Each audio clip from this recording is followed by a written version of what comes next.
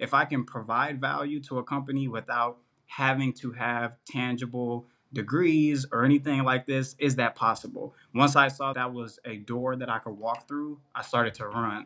And now I feel like I haven't stopped running ever since then, and I haven't looked back. Welcome to the Data Career Podcast, the podcast that helps aspiring data professionals land their next data job. Here's your host, Avery Smith. Before we get into this episode, I want to say we're talking about landing data jobs without having a formal college degree. Now, am I saying don't go to college, college is a waste? No, I'm not.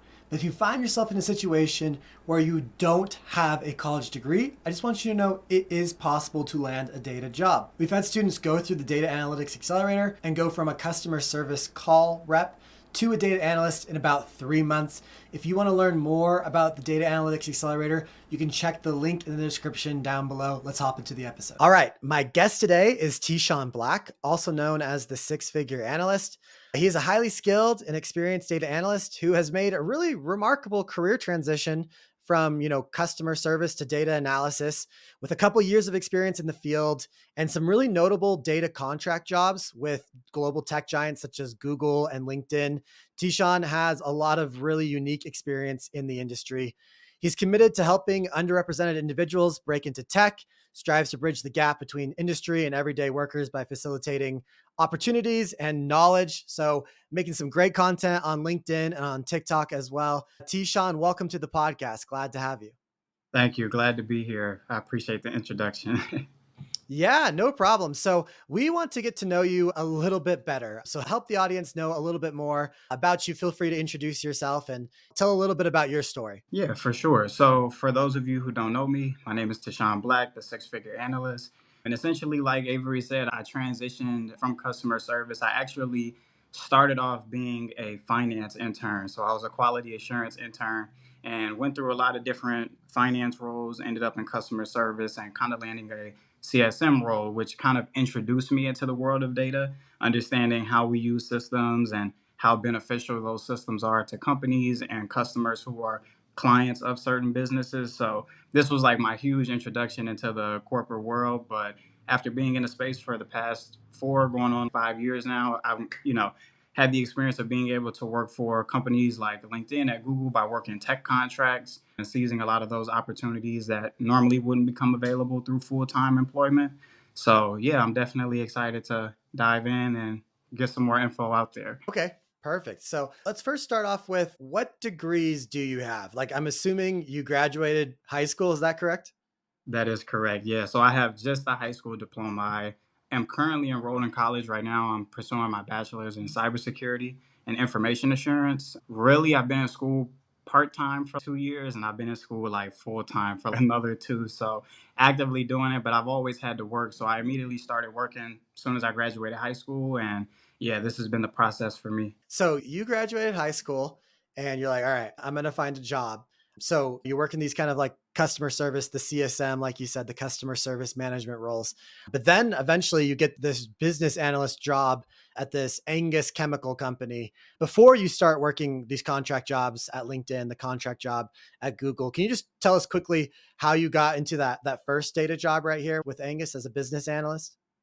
Yeah, so essentially during my time at prior before, if anybody looks at my LinkedIn profile, coming from Cole Palmer, they're actually owned by the same parent company. So I ended up transitioning from one role to the next, and I was actually a customer experience rep, but for the manager level. And then I ended up just finding an opening. They had an opening for a business analyst, which was super entry level. Like I think I was getting paid like 14 an hour being in that role, but I understood the skill sets that it would allow me to have later on down the line. And understanding the big picture of what I envisioned for myself. So when I took that role, it wasn't necessarily for what I could make or what I thought that I was going to be getting paid or trying to move up. It was more so about honing in on the skills that I wanted to learn, that I knew that I needed in order to make that jump to the next level.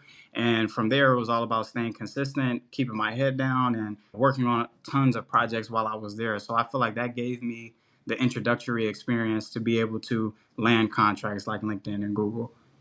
See, that's really impactful. And I really want the listeners to kind of, hone in on this. When you're trying to land your first data job, one of the best places to get that first data job is actually your current company. So you were at this company, you were working this job, it had nothing to do with data analytics, but you started using data a little bit in your job, and then you saw an opening and you were able to transition internally.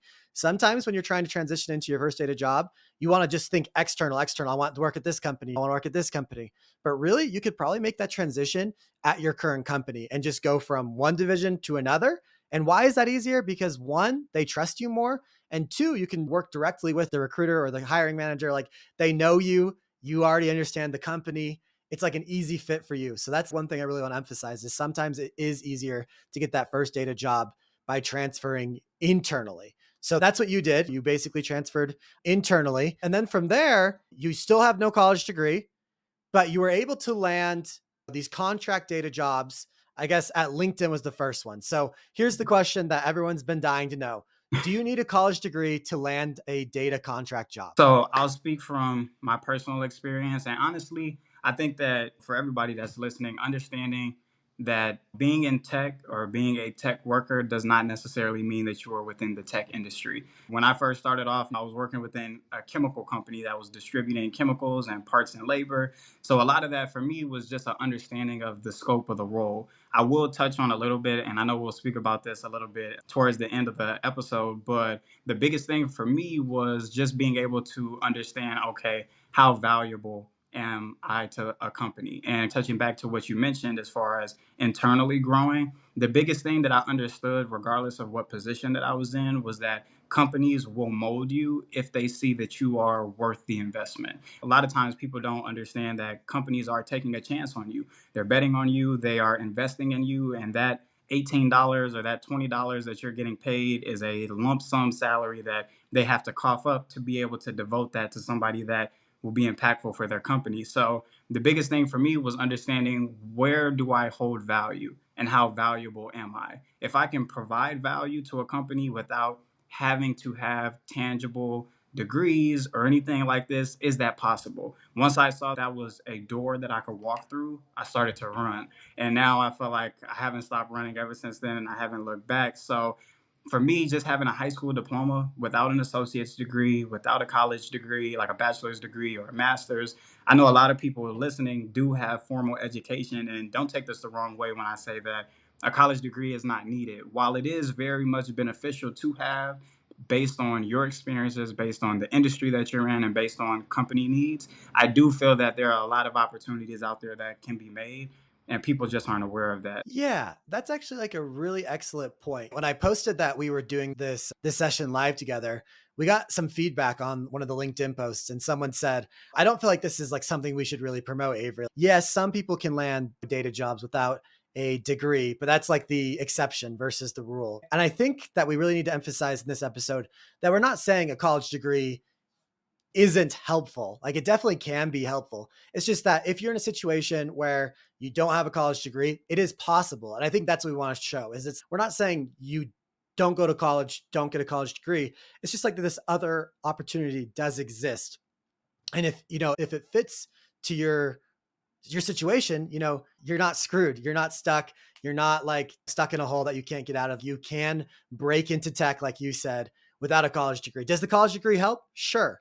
I have a master's degree. Does my master's degree help? Sure. There's pros and cons to these different programs and things like that. But the point is, if that's out of your reach or you don't want to do that, there's possibilities open. That's what we're trying to convey. Does that make sense?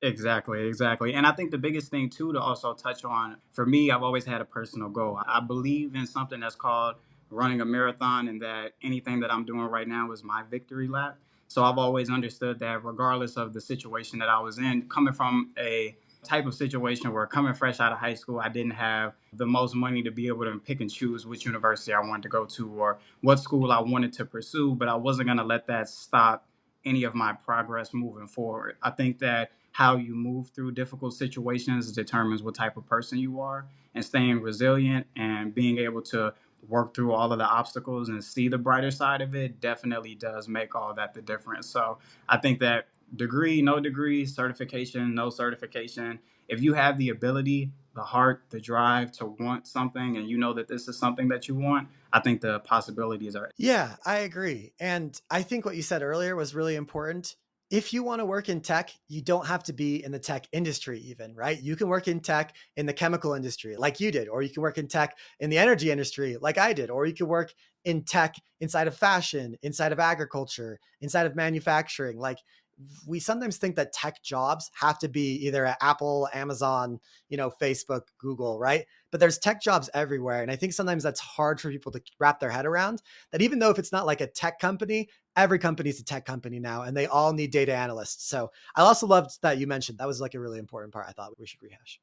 No, for sure. And you know what? I actually think that as far as how it goes from understanding what a data analyst does, I honestly believe that regardless of, we're seeing a lot of changes as far as AI evolution, as far as Chat GPT, as far as a lot of different industry things that were norms that are changing, where people's jobs and their careers could potentially be impacted 20, 30 years down the road.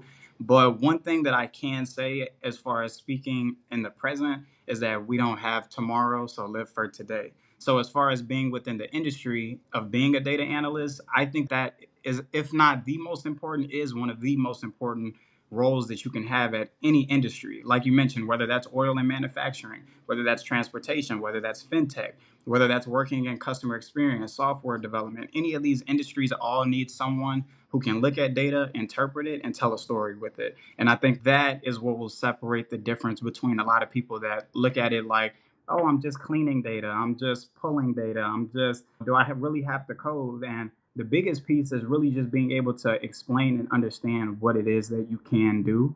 So I think that's like another huge point for. So let's talk a little bit more. How did you land these contract jobs? So the first one was with LinkedIn. You don't have a college degree. Were you working on certifications at this time or anything? So no industry standard certifications. What I did was I took a chance by trying to just better myself and hone in on my skills. I took one of the Coursera Google Data Professional certifications.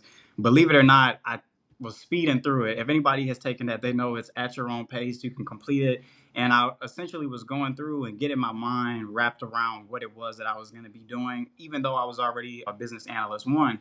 So the biggest thing for me was, okay, learning the skills and working on the projects. There's a capstone project at the end of the Google Data Professional Certificate. I took that project, did it, and believe it or not, actually, every interview that I've had, I've never once been asked for my portfolio or to show a project. It's been more so to work on something that they gave me directly and see how I interpret that data. But yeah, no major industry certifications, which is why I tell a lot of people on TikTok, and one of the videos went viral a little bit. People were just like confused that this is a thing, that the same certification they're seeing online with 7,000 people have downloaded this or 10,000 people have downloaded this and they're working on it, that they can also do that and land a job in itself. While it might not be the biggest big tech company or it might not be a global corporate giant, there is a lot of roles out there, especially ones that are going to pay you. I really don't know another job that you can step into and make 70, 75K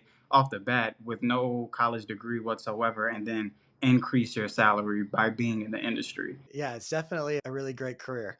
Okay, so you're doing the Google cert, you do the capstone, but how do you get linked up with LinkedIn? How do you find out about this contract? Tell us a little bit more about that process. Yeah, so the biggest thing for me was understanding how was I going to land a role. I didn't necessarily know that it was going to be at like a LinkedIn or a Google for a contract, working through an agency third party. But what I did need to understand was what it was that any company was looking for. So what I used to do was go, and even though I was applying, like mass applying to jobs on LinkedIn, what I will also do is go and look at who the recruiter was for that specific post or that specific job that was posted. And I will go connect with that recruiter, network with that recruiter, and then essentially see how I could be a good fit. I would also go and look at the job description, look at what they were looking for, certain skills and certain requirements that were going to be done in the day-to-day process, and understand, okay, how can I effectively do this? So the biggest thing is that I understood that my competition as far as going through this career path was going to be people that were more technically sound than I was originally stepping in. So for me, it was just about being able to effectively communicate and expand on how well I understood what it was that I was going to be working on. A lot of times companies will take a chance for you and sometimes open that door. Like I mentioned, I was getting super low pay in comparison to what my latest contracts have been. But for LinkedIn specifically, I was mass applying, going through, and an agency ended up seeing my profile on Dice. If anybody is familiar with Dice, they're similar to Indeed or LinkedIn when it comes to job postings. So they ended up seeing my profile on there as far as the certain key technical skills that I was listing that I had learned over a period of being in the position already, learning from the certification and different courses and YouTube work. Big plug right here. But Alex the Analyst was a huge, huge impact on me for sure, as far as going through the YouTube content and understanding how to work on projects. So when it was time for me to actually speak with recruiters, I'm thinking like there's tons of people calling, like people are probably already in the interview process, but I was like, let me go for it anyway. So I ended up just being able to explain what I understood from a customer development standpoint and a customer success standpoint. When I actually landed that contract at LinkedIn, it was a data analyst role, but it was a customer success analyst. So it made it easier for me to be able to transition into that role because I had already had customer service experience, not to mention being a business analyst level one for a few months. But I would say when I landed that contract, that was probably, if I'm not mistaken, I believe that was like October of 2021. And this was 2 months after I had completed the Google certification. So it felt like a huge win for me and my. I think it was a big win. I want to like hone in kind of on something you just said. On your data journey, you may not be the most technical person on planet Earth. You might not be the best at Tableau. You might not be the best at SQL. But guess what? The best people, the best technical people do not always land the best jobs. Like your technical skills are just one facet of the portfolio of who you are. And so there's people out there who are less technically skilled, less technically gifted than you, who are landing a job over you because they're willing to put in the work to show themselves off, to market themselves, to make LinkedIn posts, to have a portfolio, to send cold messages to recruiters. And so I love what you said, that it's basically like, I'm not the most technical person on planet Earth. There was probably better qualified technical people, but I made a connection with someone and that made the difference. Is that kind of what I understood? Definitely, for sure. And also, I think just being able to have that communication of being able to explain what it was that I already knew and being honest and being upfront about what I didn't know, but what I had an interest in. A lot of times during interviews that I've had and contracts that I've worked, if it comes to a specific skill, like I remember at one point I had no idea how to use SQL. And it was like a big thing for me, like using SQL as far as in the day to day scope of the role. And I was like, I have no idea how to use this, but I have an interest. I had already been learning R in school. I had already been learning Python as well, like during my curriculum. So I was like, this is something that I can learn. And I just haven't had that experience. So after going through that process, a recruiter reached back out and they're like, you know what? We actually want to see how you perform. I had moved on to the next stage. I ended up getting a take home project where essentially I had to perform the work and provide value for what they were showing me. I can't say specifically what it was, but anybody that goes through any project stage of an interview process knows that if they give you a take home project, you usually have about 3 days or 2 days to turn this back over.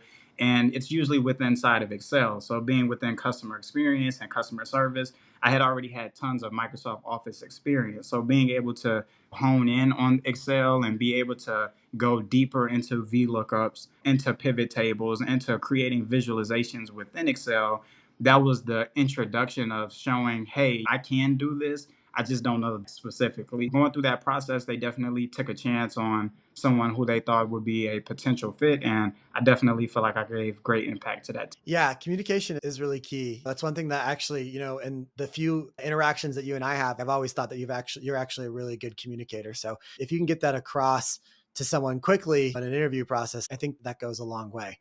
Okay, switching gears here a little bit. So sometimes I have students or I'm working with people and they're like, I'm a little nervous about a contract job.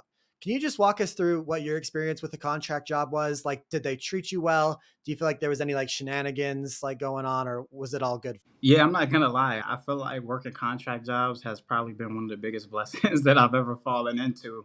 I think that a lot of people will get misconstrued with the narrative of, oh, you don't get benefits as a contractor, or oh, you're not directly employed through the company. But I think that being able to work on projects and a collaborative effort to be able to efficiently show, hey, even though I didn't work directly at Google, I worked a contract there. And this is what I did during my time there, just to be able to show how well-rounded you are in your role. And this goes for any industry that you're in. Just looking at it from a broad perspective, agency is a third party recruitment. So I look at agencies like they are the middleman between you and your next opportunity. When you speak to a recruiter, regardless of agency or not, but specifically for agencies, you should always treat that's the first interview. This is essentially the call that they're going to go through. They're going to look at your experience. They're going to talk with you about the role and see if you might be a potential fit. You should be selling yourself. So the biggest thing that I've always told people is you need to be selling yourself. Even if it's not salesy, sell yourself. You should be explaining why you believe that you will be as impactful compared to the next candidate.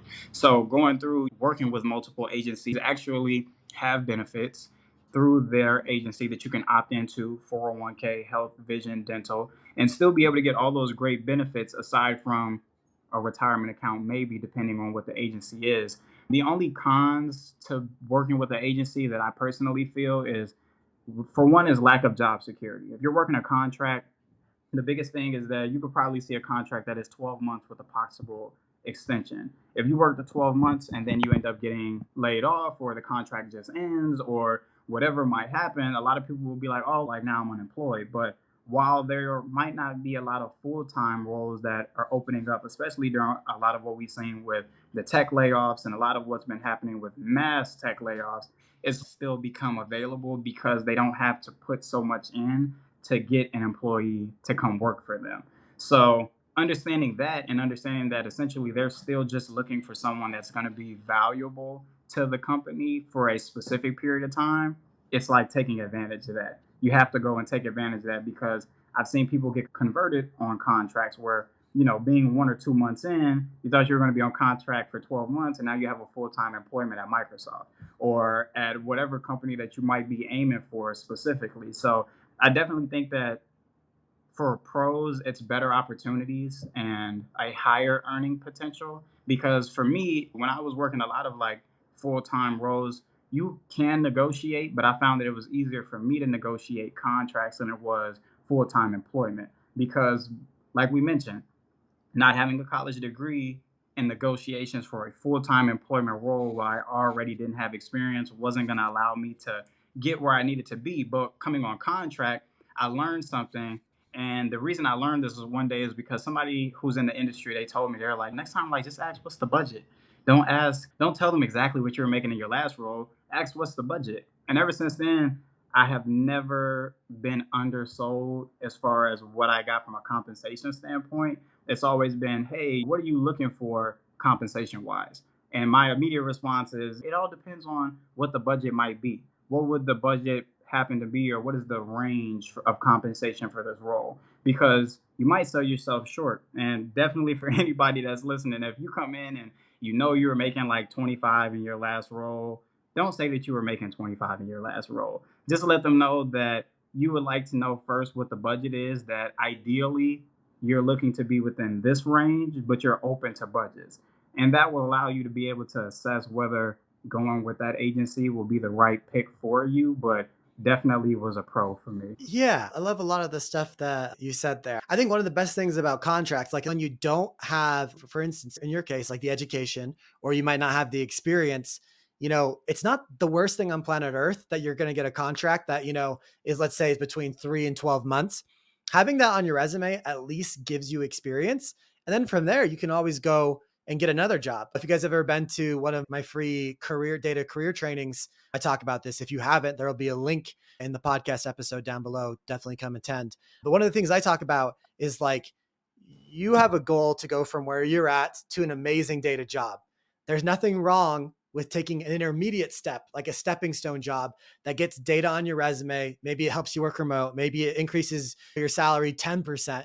But having that, for instance, even just 6 months on your resume is going to make you such a better candidate. It's going to get you paid so much more at your next job. That can be like a 50% raise or even 100% raise. We've had some students do.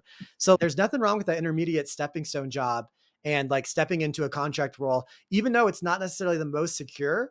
It's actually could be good that it's not secure, because as soon as you hit that 3 month mark at your contract, you're immediately worth more money than they're paying you probably. So you can go get more money somewhere else. So I'm with you. I don't see a whole lot of cons to these kind of contract roles.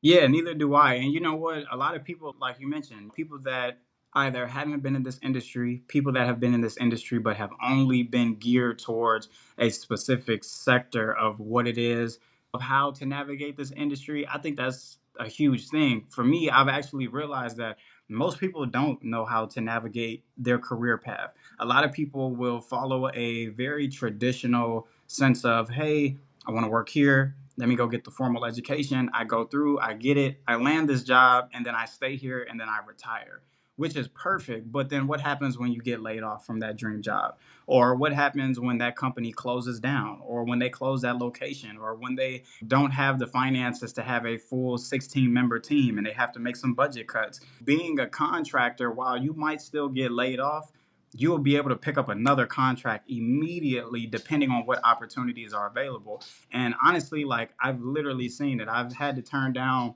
multiple offers within the same week leading up to the Google contract offer, where going through that process was like, okay, these places want to pay me this, but the contract is shorter, but this one is a guaranteed 12-month contract. So I think another thing is just also knowing when to say no. I think that sometimes people will be like, I have to take this opportunity. And I don't believe in that. I truly believe that if you are seeking a certain role, or if you see yourself moving to another level or going into the direction of being a data analyst or a data scientist, or maybe you want to transition to project management, I think that going through and understanding first what it is that you do is one. Understanding how impactful you are is two. And then seeing where can you fit with your personal goals. If that doesn't fit, I don't think that you should just go for it just because they're paying you. Sometimes you have to really be strategic about how you switch jobs or how you job hop. Yeah, for sure. I think at the end of the day, job security is a figment of our imagination. It does not exist. The best way you have job security is by being really good at what you do and building a really strong network. That is the only job security that actually is real. I worked for one of the biggest companies in the world, ExxonMobil. They always prided themselves they'd never done layoffs. COVID happened, they did layoffs, right? And so I Right. thought when I was signing up, I was like, I'm in the most, one of the most powerful companies in the world. I'm going to be here for years. I only made it about 2 years. And really, it's just because job security is all about who you are and about who you know. It has nothing or very little to do with the companies you work at, in my mind. I definitely 100% agree with that too. I think that while companies might say that they believe in company culture and that they love everyone and they wish they could keep everyone, they will not keep everyone. And turnover is bound to happen at a certain point. So that's why I always preach know exactly how much you're worth. And if a company is not a good fit for you, or you see a potential decline and the success that you envision there, sometimes it's best to leave and get up out of there before you be replaced. People don't think that because they're full-time employees that they can be fired or they can be replaced. The biggest thing I want to say is that contract or full-time employment or part-time or volunteer, every time that you sign HR paperwork and onboarding paperwork, you sign something that's called an at-will clause, which says at will, the company can terminate you, in fact, for any reason, and it doesn't necessarily even have to be explained to you in that way.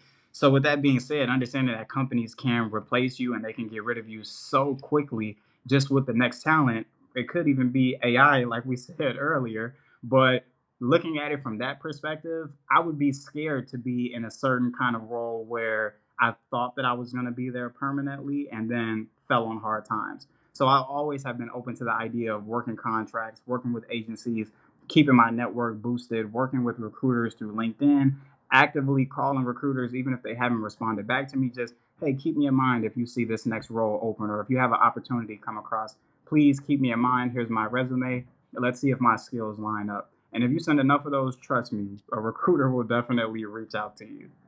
Yeah, I love that. I do want to say, I don't think the only way that AI takes anyone's data jobs is if you don't use AI. I don't think it's actually actively coming for us. Okay, without going into specifics here, can you just talk a little bit about what you did on a day-to-day basis? Tools were you using? What were the tasks? And obviously, don't go into depth like to the point where you can't.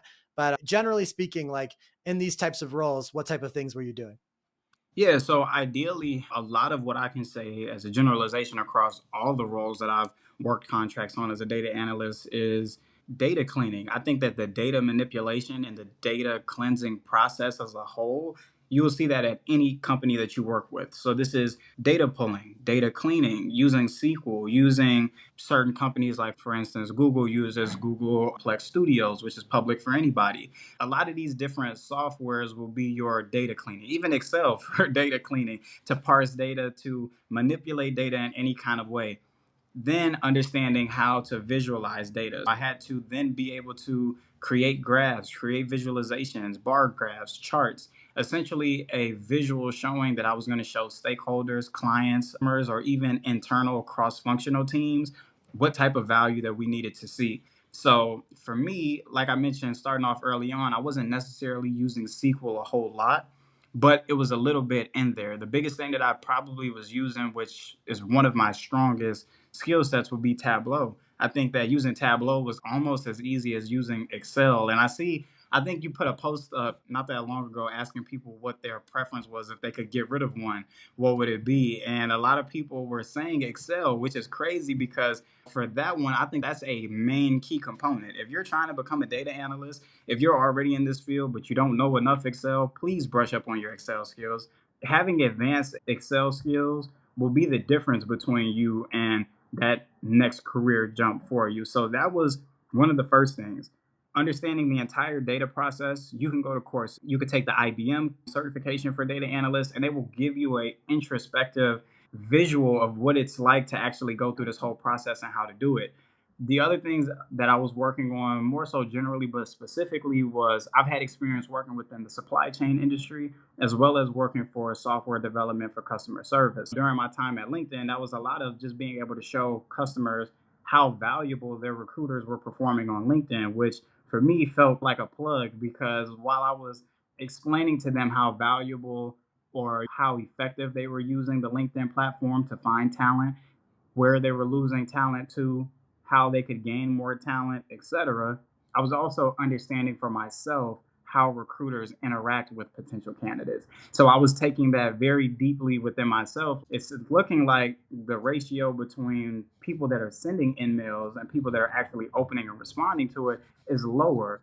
You have more people reaching out about a job than you have recruiters responding to messages about a job. So I figured, okay, I won't put all my eggs in one basket. Let me message every recruiter. So that was a huge plus that I learned from being within the industry. And then the biggest thing too was communication skills. I think that having communication skills was a super plus for me. Just being able to piggyback off of creating a visualization, you might be able to clean data, you might be able to pull it and know all the technical components like we mentioned, but when it's time to actually present it, you can't do that. And I think that a lot of times that's what companies were looking for. So once I understood that stakeholders, clients, customers, they don't care what the data says. They only care about the why and the answer to their question. And really, that's 9 times out of 10 return on investment, how revenue is generated, or looking at specifics of whatever industry you might be in. During my contract at Google, this was supply chain. So being able to accurately forecast products or different materials that were being shipped out. That was a huge thing because while I can show you graphs all day long and show you of lines of information, the biggest question is how did the EMEA region perform last quarter? Or how did the APAC team perform last quarter? Or how did they look over a last 12-month period? So just being able to explain that, I would say that those are like the top 3 most important things that I have done as far as being a data analyst. And I think that most people will find that they do similar things regardless of what industry that they're in. So regardless of, you know, transportation or software development, you're still going to have to explain to a key stakeholder or a customer or a client or a higher level upper management what it is that we're looking at. Because since you are the one that is cleaning, manipulating this data and going through all these different processes of figuring out what exactly is behind the ones and zeros, they want to know that answer. So that was a big thing for me. And once I understood that, I felt like it allowed me to be able to understand this career path of data analysis long term. Awesome. Yeah, I love it. Basically, data cleaning, data visualization, data communication. Those are the three things you do as a data analyst. I love it. Thank you so much, Teshawn. I appreciate you so much for coming on the podcast.